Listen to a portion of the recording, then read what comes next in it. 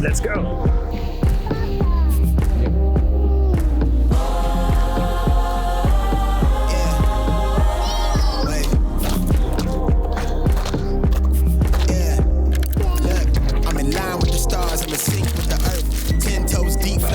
From the turf, I never switch sides. Like even when I die, I'ma ride for the squad. Light up tires in the hearse. I've been on the vibe, kinda hard to describe. I'm in between, I'm good and it's fine, but I'm tired of the grind. Then I come alive in the night to realize I'm in the middle of the time of my life. I'm never so packed for the stack, never lied on the rap. Got a bag from the way that I write it. Queen looking Tyson, do that ass.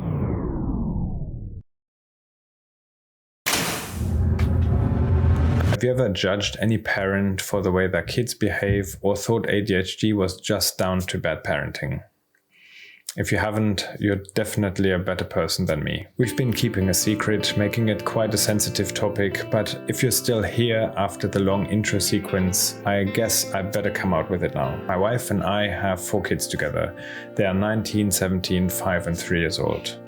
While I've always tried to be the best father that I could be to them, I'm not perfect, and despite having 4 kids, I still make mistakes every single day. One of my older daughters doesn't want me speaking about it too much, so I have to respect that. But it will all make much more sense if you know this. From a very young age, she has always found it difficult to fit in and make friends.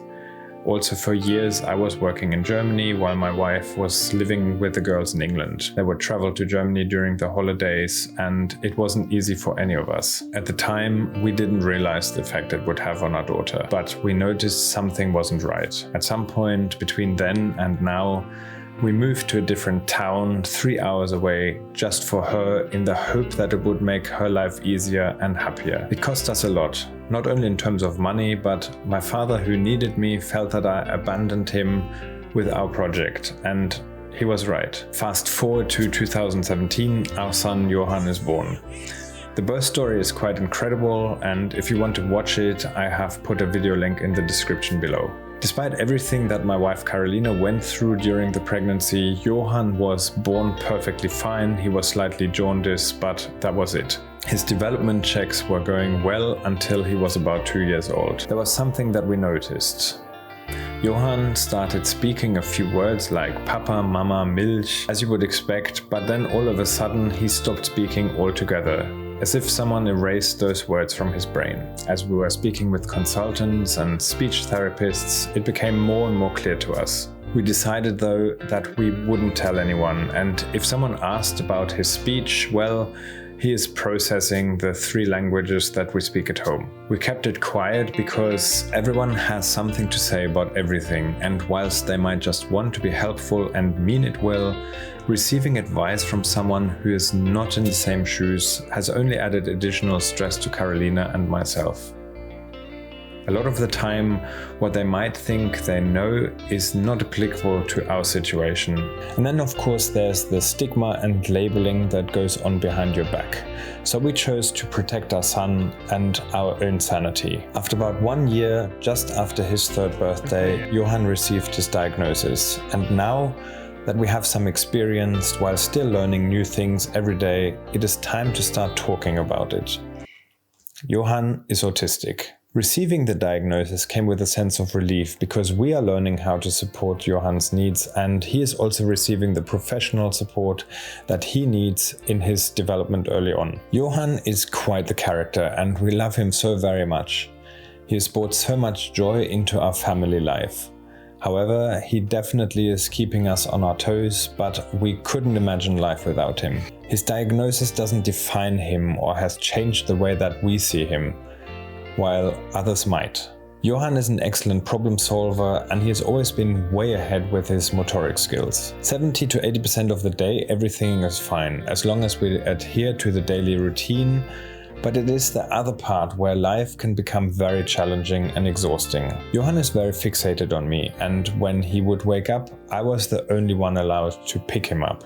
I was also the only one allowed to make his breakfast, which must be done in a specific way. Getting Johan out of his pajamas and into his day clothes has always been and continues to be a big challenge. While we knew that pets can help and are very therapeutic for children on the autism spectrum, With the price hike of dogs during the pandemic, this was out of the question for us. As a result, I was doing some research looking for an alternative pet, and I found the next best thing to a dog. Chickens. About 2 months ago, we picked up 2 chickens from a nearby chicken lady. They are tame, not dangerous to the children, and we have the added benefit of getting fresh eggs every day. The effect that these chickens have had has been incredible. The most underrated pet ever. The first few days, Johan was playing very rough with Batman and Hi-Fi, and we didn't know whether we did the right thing. But it was on that first day that we had them, something amazing happened. Johan spoke a full sentence for the first time. I asked him where the chickens were, and he responded relatively clearly, "The chickens are in the chicken coop." My jaw dropped to the floor.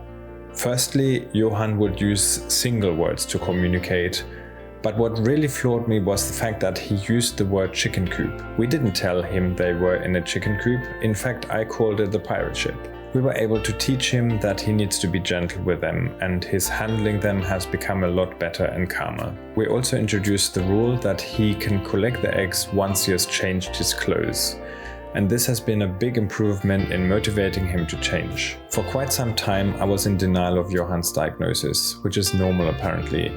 And while there are many videos on YouTube on autism from a mother's perspective, I think that I can add some value from a father's perspective as well. A big question that I asked myself initially was, do I now have to give up my goals and dreams?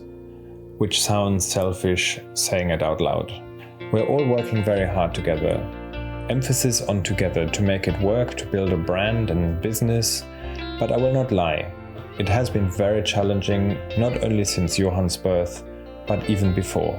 The truth is that we don't just have one child on the spectrum. It was only recently that we finally, after a decade of pushing and fighting, got a diagnosis of ADHD and autism for our teenage daughter as well. As I've mentioned, she doesn't like me talking about it. But here's the thing, I wish we would have had her diagnosis a lot earlier. Not only would she have been able to receive the extra support in school that she needed, but we would have been able to better understand and support her needs as well. I do not know why, but I'm honestly finding it a lot more difficult adjusting and accommodating for my daughter's condition compared to Johan's, and it is something that I'm working on getting better at. Yes, we did everything for her, trying to make her happy. And I can remind myself of all the things we did to make me feel better about myself. But looking back now, there are many things that we didn't get right, which has affected my wife, her sister, and myself. It hasn't been easy, and whilst we are all trying, I'm still stumbling and failing along the way. I was always very quick to judge other parents, yet all along I was one of those parents myself, without even realizing it. And now, more than ever, I feel those piercing eyes as my son is having a meltdown in the middle of the park. Parenting is tough, and even after 4 kids, we still haven't really figured it all out. I cherish the good days and learn from the rough ones. And as to my goals and dreams, I'm working towards them too. But some days I make more progress than others, and that's okay.